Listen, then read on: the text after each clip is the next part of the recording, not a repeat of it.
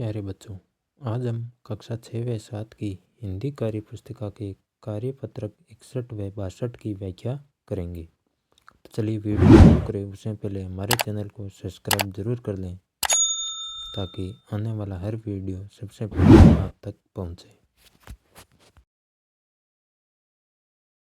कार्यपत्रक 61।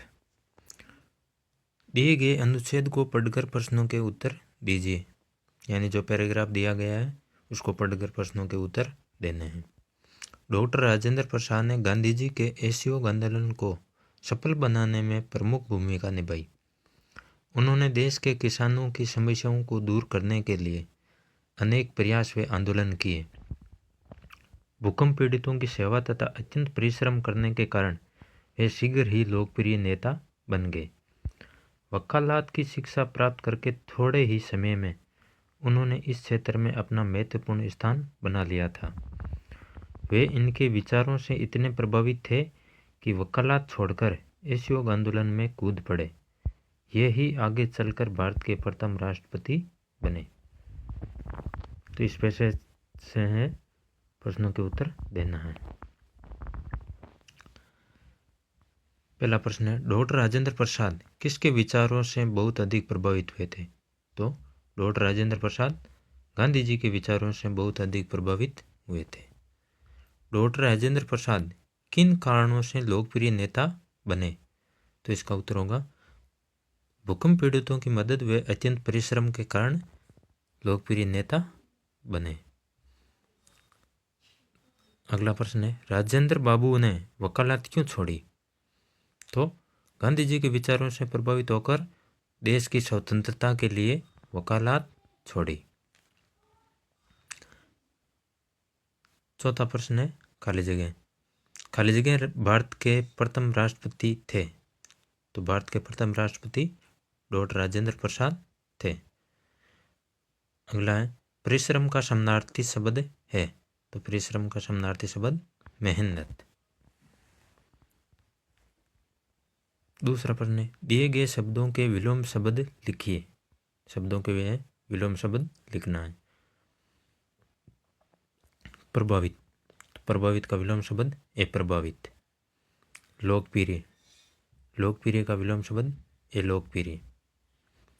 सहयोग, सहयोग का विलोम शब्द असहयोग। सफल, सफल का विलोम शब्द असफल। तीसरा प्रश्न है, वाक्य पूरे कीजिए। यानी जो वाक्य दिए उसमें रिक्त स्थानों में की, के, को, की भरना है।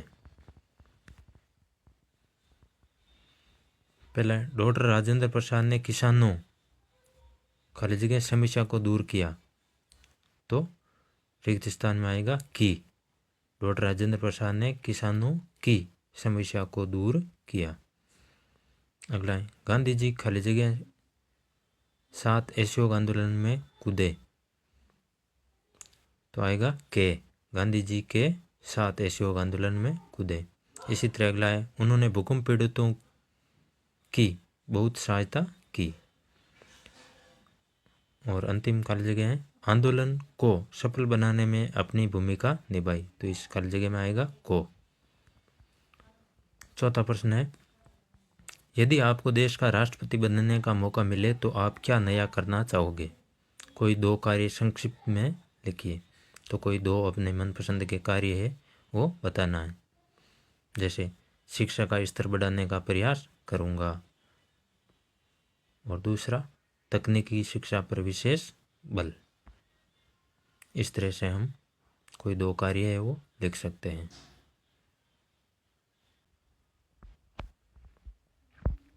कार्यपत्रक 62, गद्यांश को पढ़कर उत्तर दे पाना। एक समय की बात है जब गधे जंगल में ही रहते थे। वे सारा दिन घास खाते और पेड़ की छांव में आराम किया करते। एक दिन चालाक लोमड़ी गधे से बोली, तुम जंगल से भाग जाओ, नहीं तो शेर तुम्हें खा जाएगा। गधे ने सोचा, मुझे जंगल छोड़ देना चाहिए, और वे गांव की तरफ निकल गया। रास्ते में गधे को एक नदी मिली जहां धोबी लोगों के कपड़े धो रहा था। गधे ने धोबी से पूछा, क्या मैं गांव में रह सकता हूँ? धोबी ने कहा, रह सकते हो, लेकिन उसके बदले तुम्हें मेरी सहायता करनी होगी। फिर तुम गांव में रह सकते हो। गधे ने कहा, ठीक है, और उस दिन से गधा धोबी के पास रहने लगा। तो इस विधा से प्रश्नों के उत्तर देना है। तो दी गई कहानी को पढ़कर नीचे दिए गए प्रश्नों के उत्तर दीजिए। पहला प्रश्न है, गधे को जंगल में किस जानवर ने डराया? तो गधे को जंगल में वो चालाक लोमड़ी ने डराया। दूसरा प्रश्न है, जंगल को हम और किस नाम से जानते हैं? यानी जंगल को और किन किन नामों से जानते हैं? तो जंगल को हम अरण्य, वन, कानन, कांतार आदि नामों से जानते हैं। तीसरा प्रश्न है, छांव का दूसरा अर्थ क्या है? तो छांव को हम छाया भी कहते हैं। तो छांव का दूसरा नाम छाया है। कौन कौन से पशु घास खाते हैं? तो घास खाने वाले पशुओं के नाम लिखने हैं, जैसे गाय, भैंस, बकरी, ऊंट, भेड़, गधा आदि। तीसरा प्रश्न है, नीचे दिए गए जानवरों के नाम पढ़कर सही उत्तर पर सही का निशान लगाइए। लोमड़ी, लोमड़ी पालतू जानवर है या जंगली जानवर? तो लोमड़ी है वो जंगली जानवर है। गधा, तो गधा है वो पालतू जानवर है। चित्ता, चित्ता है जंगली जानवर। और कुत्ता, कुत्ता है पालतू जानवर। चौथा प्रश्न है, नीचे दिए गए रेखांकित शब्द का विलोम शब्द लिखिए। रेखांकित शब्द का है उसका विलोम शब्द लिखना है। जैसे पहले वाक्य में धूप रेखांकित शब्द है, तो धूप का विलोम शब्द होगा छाया। तो वाक्य बनेगा, नीता धूप में चलते चलते थक गई और रुककर पेड़ की छाया में आराम करने लगी। दूसरे वाक्य में रेखांकित शब्द है चालाक, तो चालाक का विलोम शब्द होता है सरल, मूर्ख। तो वाक्य बनेगा, लोमड़ी चालाक जानवर है लेकिन गधा सरल अथवा मूर्ख जानवर है। तीसरा वाक्य में रेखांकित शब्द है गांव, तो गांव का विलोम शब्द होता है शहर। तो वाक्य इस प्रकार बनेगा, मुझे गांव अच्छा लगता है लेकिन मेरी बहन को शहर अच्छा लगता है। और अंतिम वाक्य में रेखांकित शब्द है बंद, तो बंद का विलोम शब्द होगा खुला।